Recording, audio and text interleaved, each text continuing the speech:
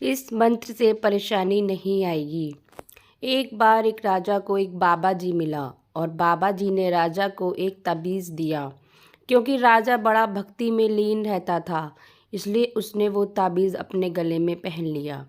बाबा जी ने कहा, इस ताबीज़ में तुम्हारे लिए एक कागज़ रखा है और इस कागज़ में कुछ लिखा है, लेकिन इस ताबीज़ को या इस कागज़ को तब खोलना और पढ़ना जब आपसे सबसे ज़्यादा विपत्ति और परेशानी में हो। राजा ने कहा, ठीक है बाबा, जैसा आप कहें वैसा ही होगा। उसके बाद राजा अपने कार्य में लीन हो गया, सब कुछ भूल गया। बहुत वक्त गुजर गया, राजा अपने कार्य में विलीन हो गया।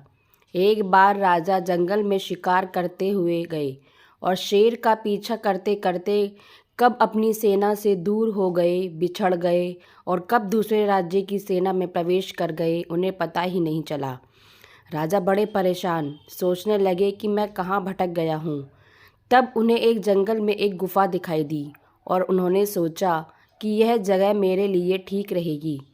राजा अंदर घुस गया और बोला, अब मैं सेफ हूँ। लेकिन थोड़ी देर बाद उसने उस जंगल में कुछ घोड़े के आने की आवाज़ सुनाई दी। तो उसने सोचा कि अब दुश्मन के सैनिक मुझे पकड़ लेंगे, मेरा राजपाट लूट लेंगे, मेरी सारी प्रजा, मेरी सारी शान और शौकत सब मुझसे छीन लेंगे।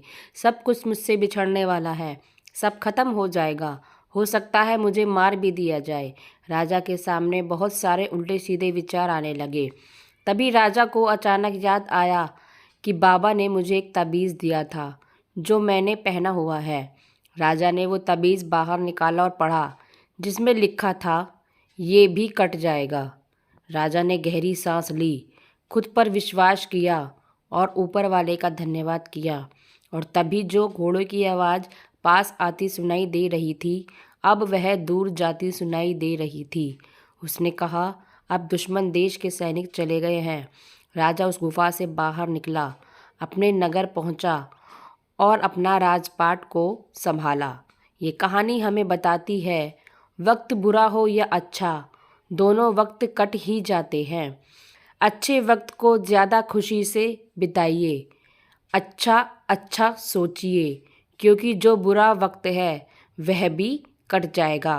तो फ्रेंड्स, ये कहानी आपको कैसी लगी कमेंट्स बॉक्स में ज़रूर लिखिएगा। कहानी को लाइक व शेयर ज़रूर कीजिएगा और चैनल पे नए हैं तो सब्सक्राइब कीजिएगा। कहानी सुनने के लिए धन्यवाद।